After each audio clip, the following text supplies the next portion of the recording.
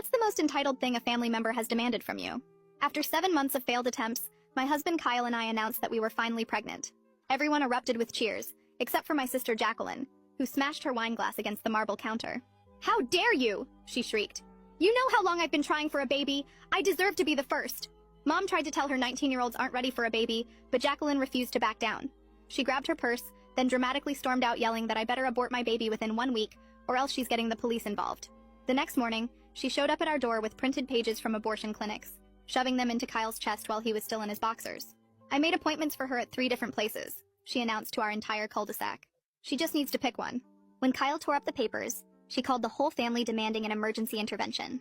That Sunday, 23 relatives crammed into Mom's living room, while Jacqueline stood at the fireplace like she was delivering a TED Talk on why I was destroying her life by having a baby first. She actually had a PowerPoint. Our Uncle Jeffrey, who's a lawyer, finally told her there's no legal precedent for forcing someone to abort because you want to be pregnant first. She pointed at me with tears streaming down her face and said if I didn't terminate by Monday, she'd never speak to any of us again. But we called her bluff, and all 23 of us told her, "See you, Felicia." She actually left sobbing, and we didn't hear from her for a long time. And then, 7 months into my pregnancy, we were having our baby shower when the door flew open. It was Jacqueline.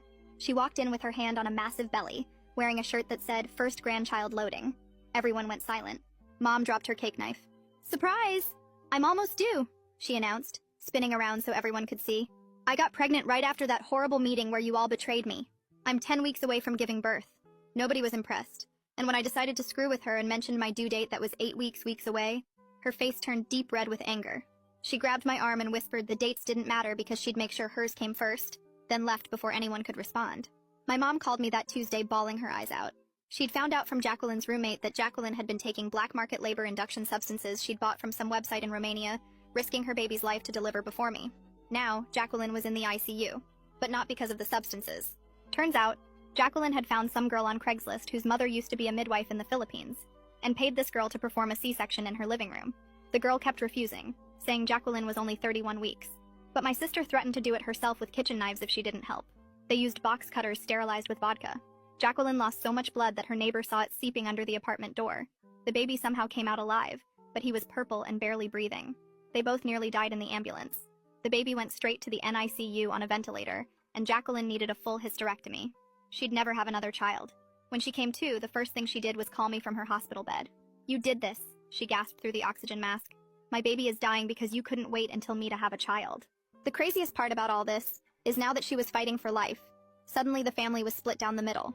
One half thought she'd lost her mind, but the other actually thought I should have delayed announcing my pregnancy to spare her feelings. One aunt even said I should have just aborted. But everyone agreed on one thing. We all needed to be there for the sick baby. My own pregnancy became pushed to the side. I didn't mind much, though. My baby was mine and my husband's, not my mom's. It just sucked how anytime I mentioned anything exciting, the conversation got redirected. 3 days before my due date, I was admitted for monitoring. Jacqueline's baby was still critical. The doctor said the next 48 hours would determine if he'd survive. The scariest part was that I could see her through my doorway, standing in the hall between the NICU and maternity ward. And she wasn't looking at the rooms or the nurses passing by. She was staring directly at my belly with an expression I'd never seen before. Tomorrow morning, they're inducing me. Jacqueline knows the exact time. She's been asking the nurses questions about the delivery room locations and whether they ever leave babies unattended. The NICU is 1 floor below maternity. If her baby doesn't make it through the night, I don't know what she'll do when mine is born healthy in the morning. The clock showed 3 a.m. when I woke up to Kyle's voice in the dark, already talking to someone on his phone about Jacqueline asking the nurses where babies get taken after delivery. He was pacing by the window, explaining how she'd been watching the hallways and timing how long nurses stayed in each room. The charge nurse on the other end promised to add a special security code to my chart right away and alert the whole night shift. Kyle wasn't satisfied, though, his voice getting louder as he demanded specific names of who would protect us and exactly what they'd do if Jacqueline tried to get near our baby. His hands were shaking as he wrote down names on the hospital notepad, asking about door locks and panic buttons, and whether security could physically stop someone from entering our room. The nurse kept trying to calm him down, but Kyle wanted a meeting with hospital security before my induction started at 8 a.m. Within an hour, Francis Bergman showed up at our door wearing a security supervisor badge and carrying a thick folder of protocols. He walked us through every single safety measure they had, showing us pictures of the electronic badges that tracked everyone's location, and explaining how the infant security tags would trigger an automatic lockdown if anyone tried to remove them or take a baby past certain doors. Francis took out his phone and had me send him the clearest photo I had of Jacqueline, so he could distribute it to every security guard on every shift with instructions to watch for her. He showed us the dedicated officer assigned to the maternity ward and gave us his direct number, promising someone would check on us every hour once labor started.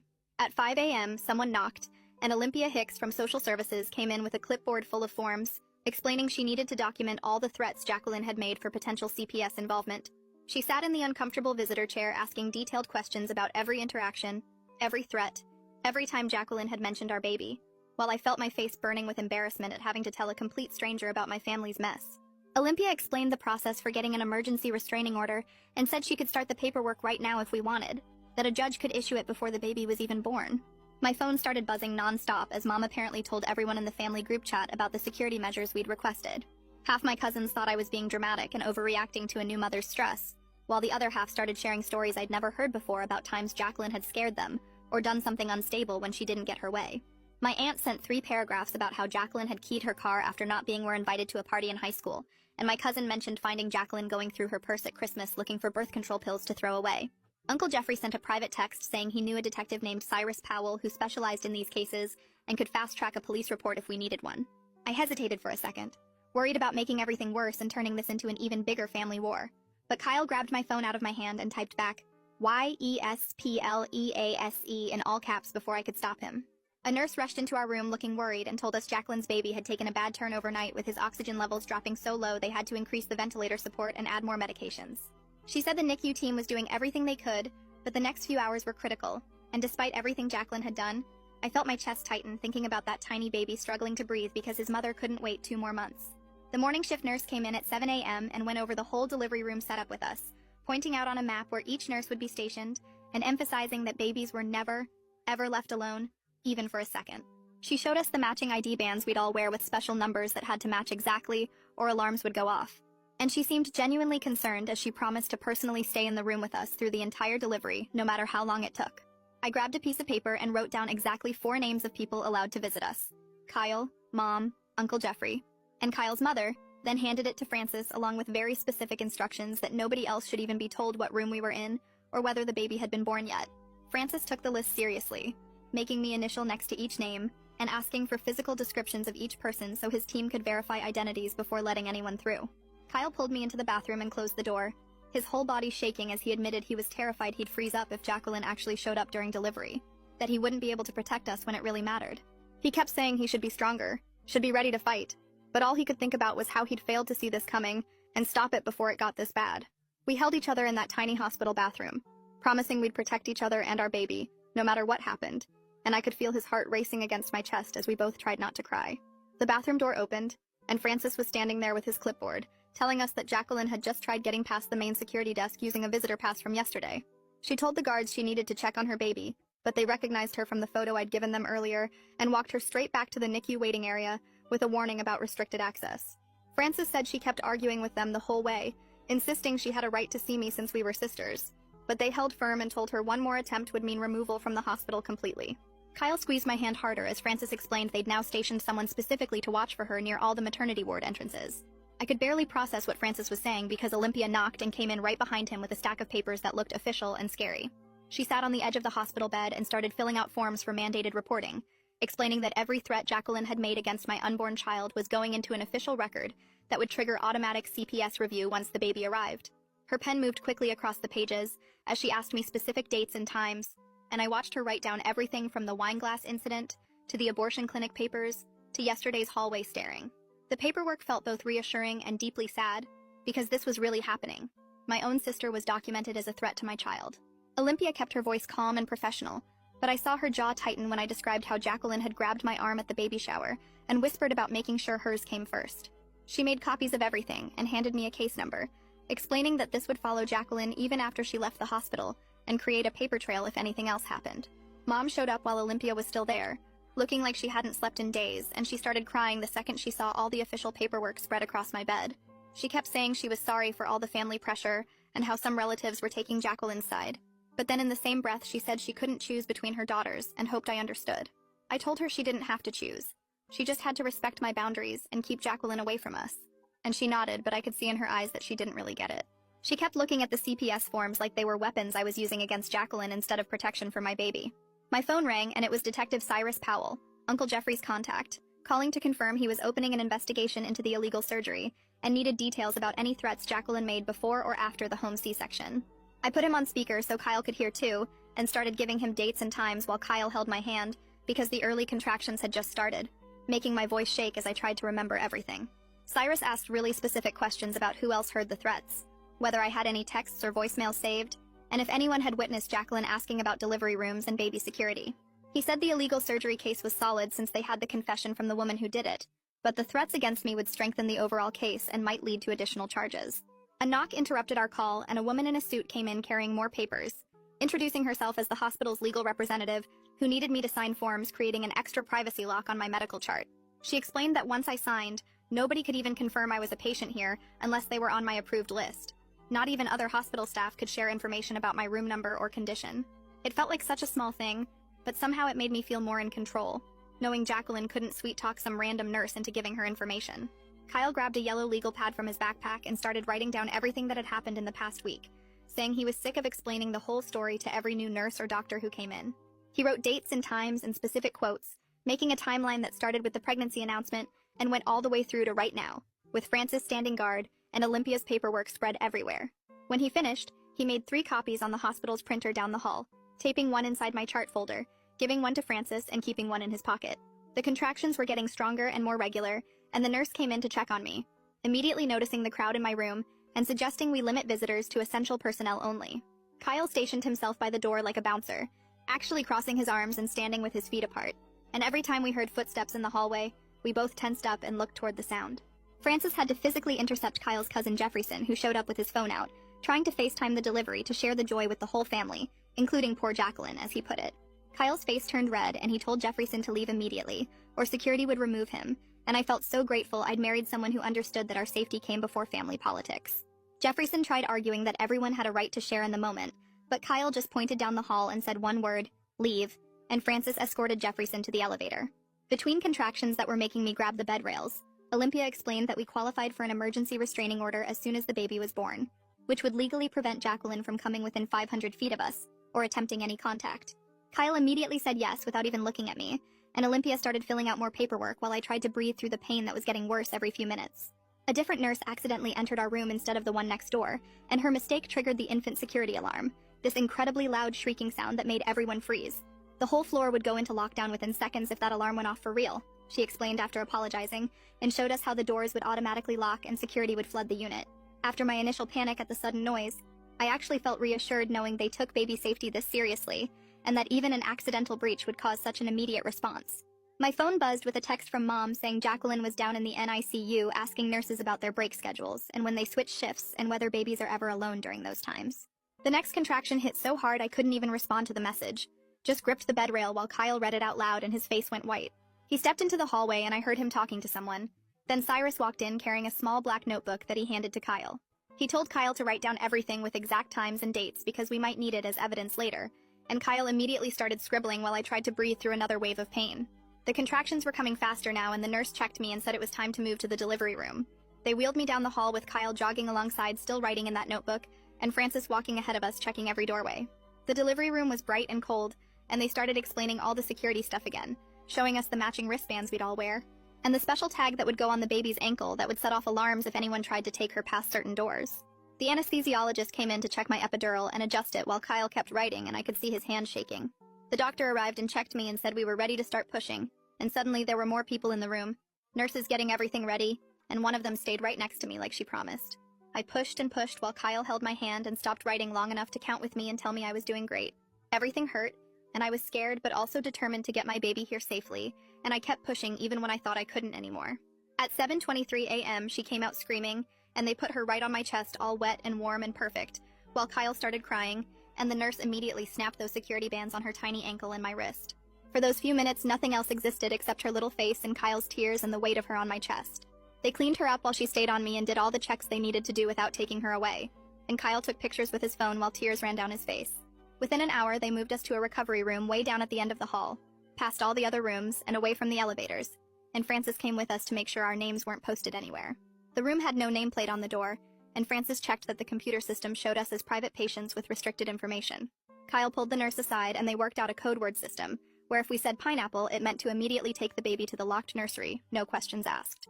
The head nurse wrote pineapple in red marker on the shift report and showed it to every nurse coming on duty.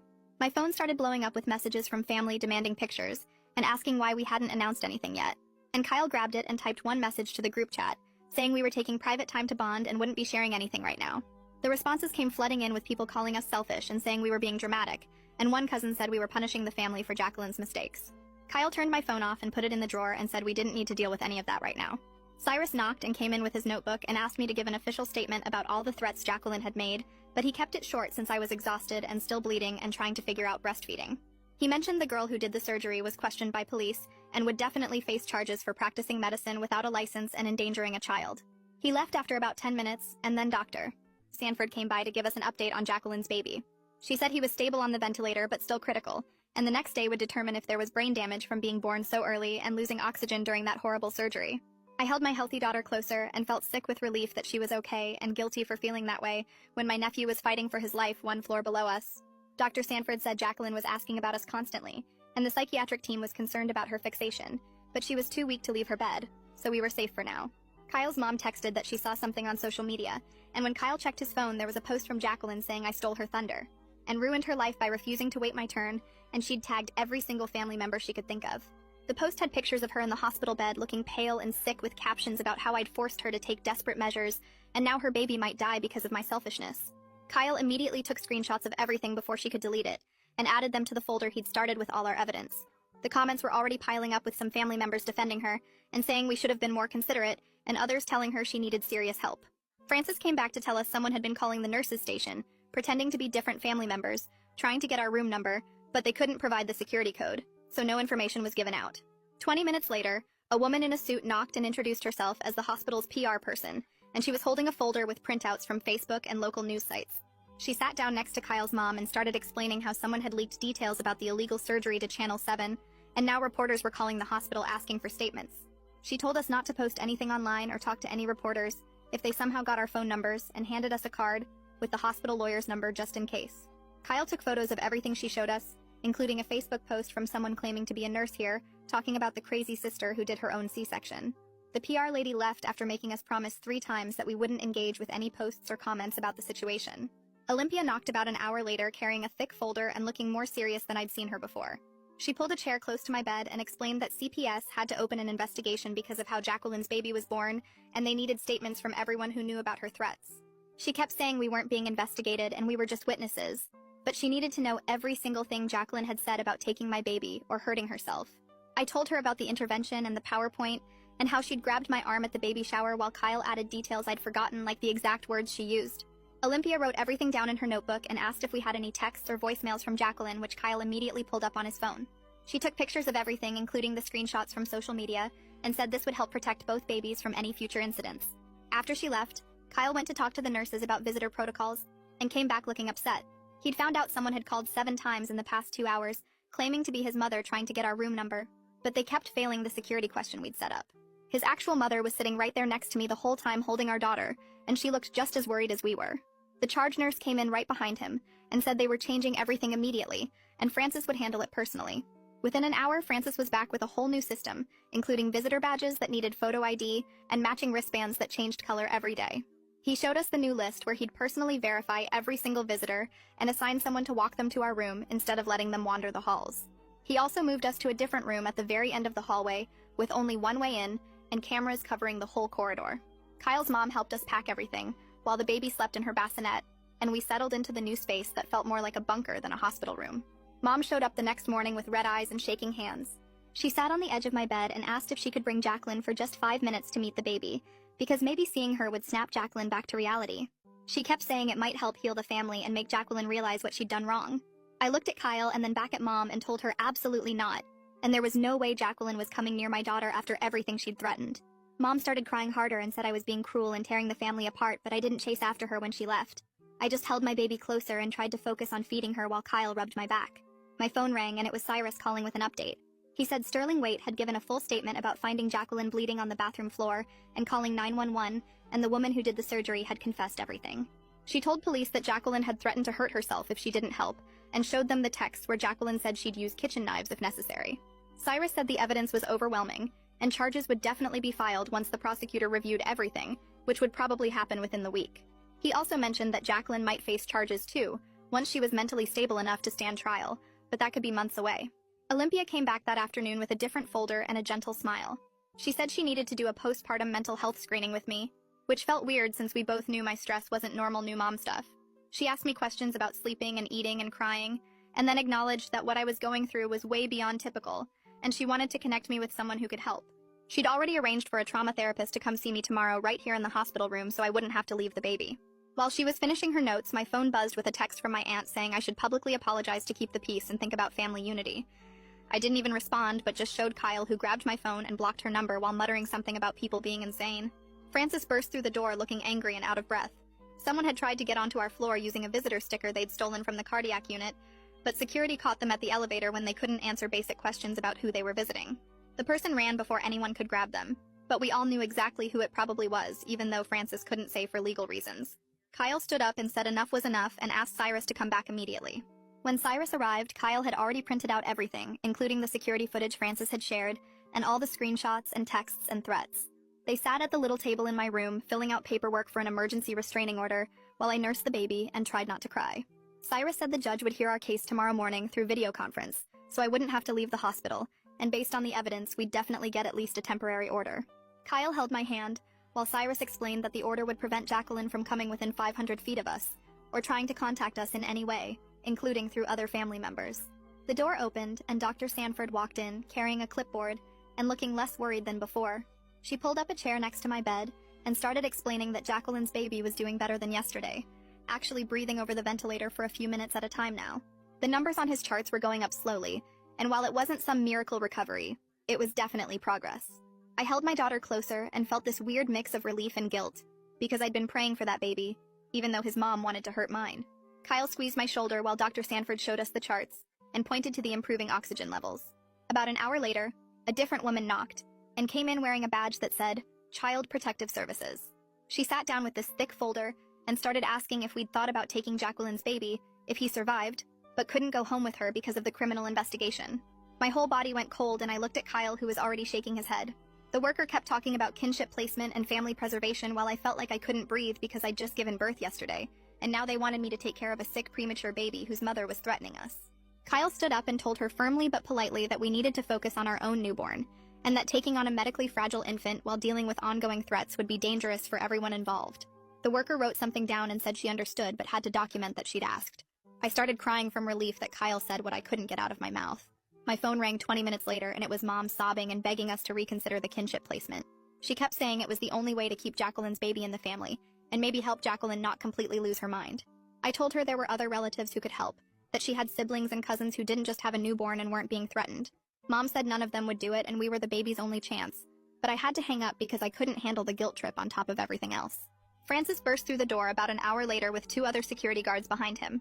They had Jacqueline between them, and she was screaming at the top of her lungs about us stealing her baby's only family and destroying her life on purpose.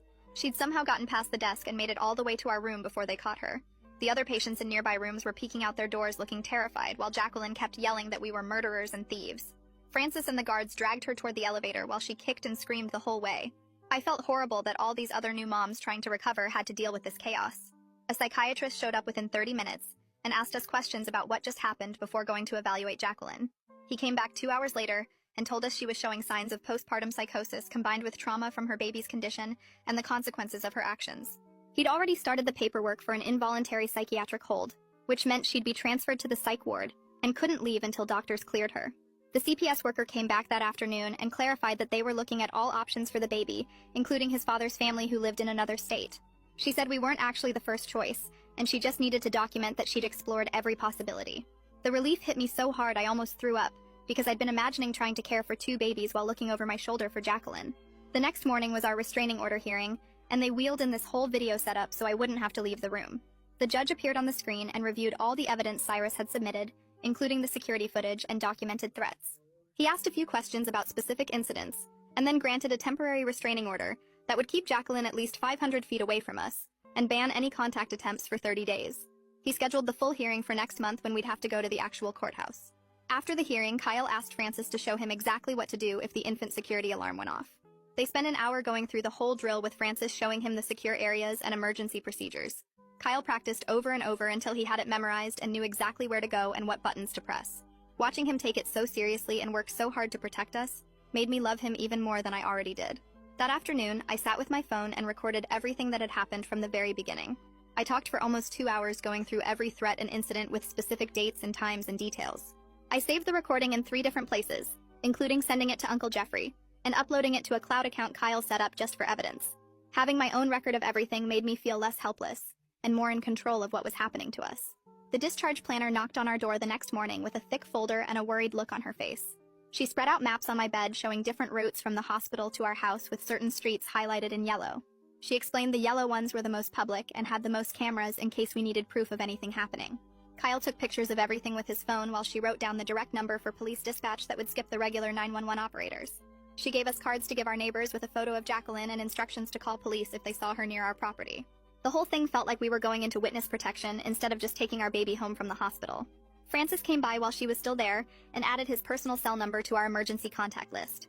He said he'd already talked to the security company that monitors our neighborhood about adding extra patrols past our house.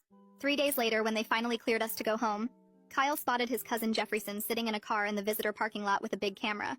Francis checked the security monitors and confirmed Jefferson had been there for 2 hours already waiting for us to come out. We packed everything into bags while Francis arranged for maintenance to bring a cart through the service hallways.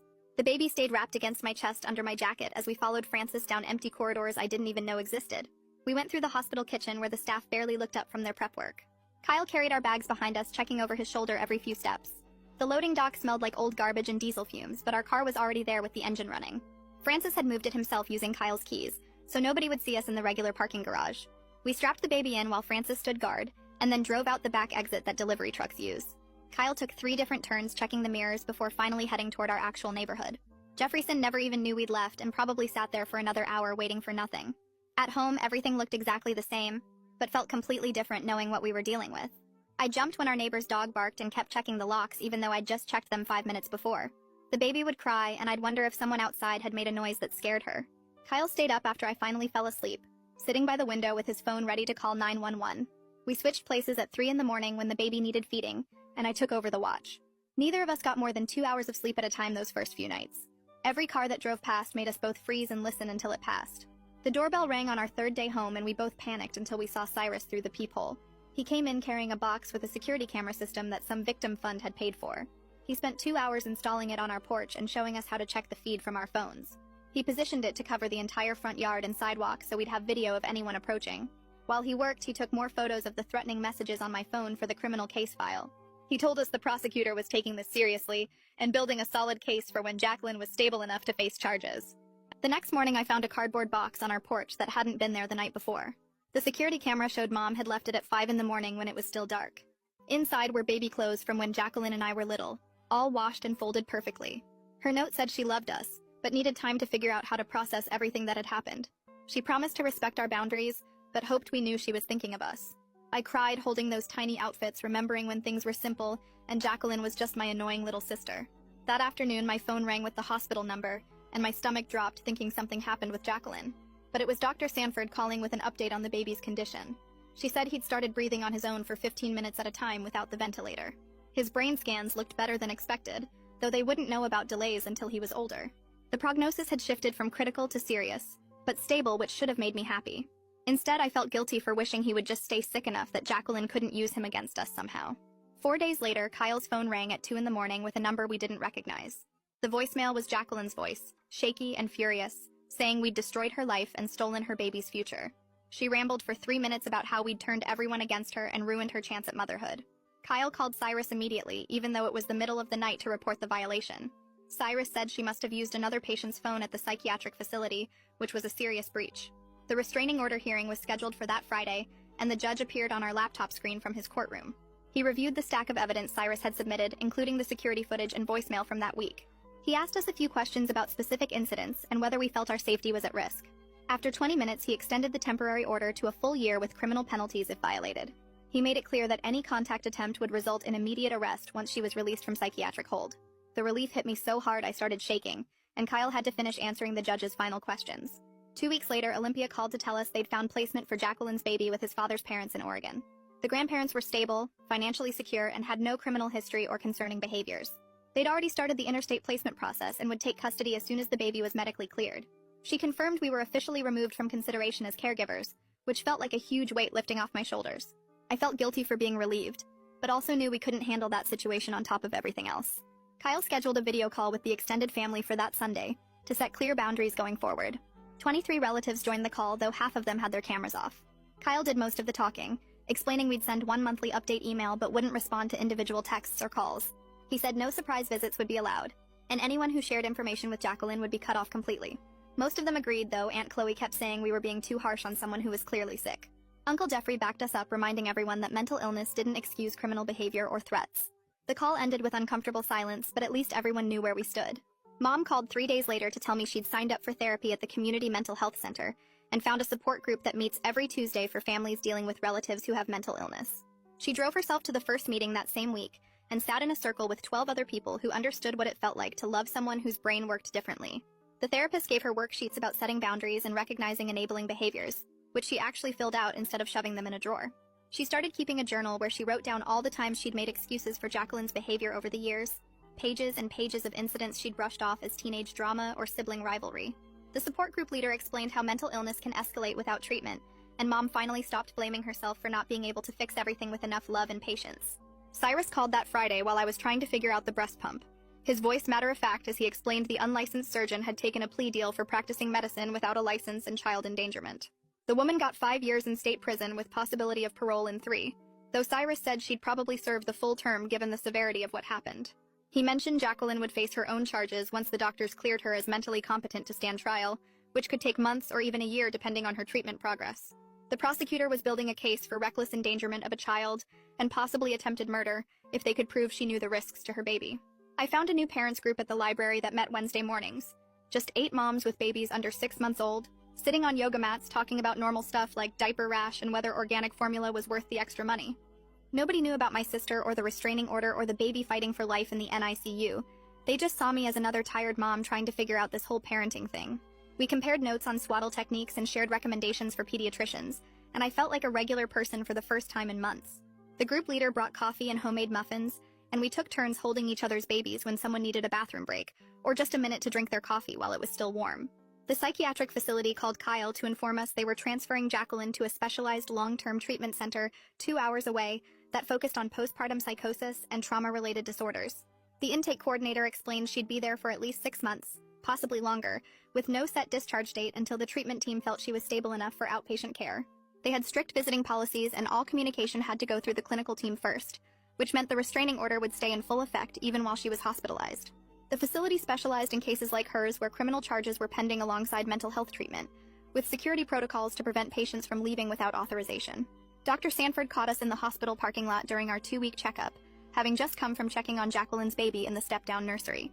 She explained his brain scans showed some areas of concern that would likely result in developmental delays, though they wouldn't know the full extent until he was older and hitting milestones. The grandparents from Oregon had arrived and were learning how to manage his feeding tube and monitor his oxygen levels for when they could finally take him home in another month or 2. She handed us a photo they'd asked her to share. Just a tiny baby in a onesie that said, "Little Fighter" with tubes. And wires attached, but eyes wide open. And he looked exactly like Jacqueline did in her baby pictures Mom kept on the mantle. Kyle sat down that night with his laptop and created a family communication system, using a group email that would go out once a week with basic updates about the baby and nothing else. No individual texts or phone calls unless there was an actual emergency. No discussing Jacqueline's situation unless it directly affected our safety. No sharing photos on social media where she might see them someday. He set up an auto-response for any family members who tried to contact us outside the weekly email, politely directing them back to the boundaries we'd established. The system felt cold but necessary, giving us space to be new parents without constant family drama, while still maintaining some connection for the relatives who'd respected our boundaries. I pumped extra milk every morning and Kyle would drive it to the hospital in a cooler marked for the NICU donation program, along with the preemie clothes we'd bought just in case our daughter came early. The NICU coordinator never asked who it was for, but I think she knew, giving us a small nod of understanding when Kyle dropped off the supplies at the desk. We never visited Jacqueline's baby directly, but this felt like the right amount of help, supporting an innocent child without putting ourselves back in danger. During a 2 a.m. feeding when the house was completely quiet except for the white noise machine, I held my daughter against my chest and felt her tiny heartbeat while she drank. The family drama wasn't fixed and probably never would be completely, but we'd built walls around our little family that felt strong enough to protect her from the chaos. My phone sat silent on the nightstand, No angry texts or guilt trip voicemails. Just peaceful darkness and the soft sounds of my baby breathing. That's a wrap for now. Thanks for just hanging out and exploring all these little details with me. Until next time, subscribe for more content like this.